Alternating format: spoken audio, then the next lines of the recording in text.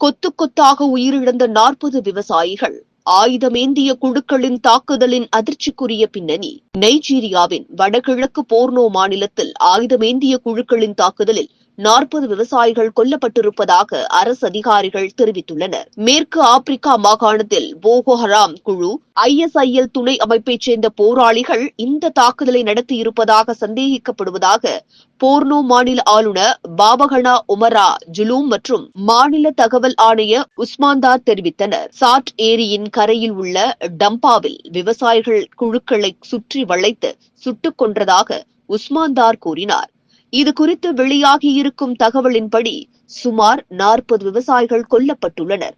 அதே நேரத்தில் தாக்குதலில் இருந்து தப்பிய பலர் தங்கள் குடும்பங்களுடன் மீண்டும் இணைவதற்காக கண்டுபிடிக்கப்பட்டு வருகின்றனர் என்று உஸ்மான்தார் குறிப்பிட்டார். டம்பா மற்றும் சாட் ஏரி பகுதியில் உள்ள பரந்த பகுதிகளில் இருக்கும் அவர்களின் குடியிருப்புகளை சுற்றி செயல்படும் கிளர்ச்சியாளர்களை கண்காணித்து அழிக்க பிராந்தியத்தில் கிளர்ச்சியாளர்களுடன் போராடும் வீரர்களுக்கு அந்த மாநில அரசு உத்தரவிட்டுள்ளது என்றும் உஸ்மான்தார் மேலும் தெரிவித்தார்.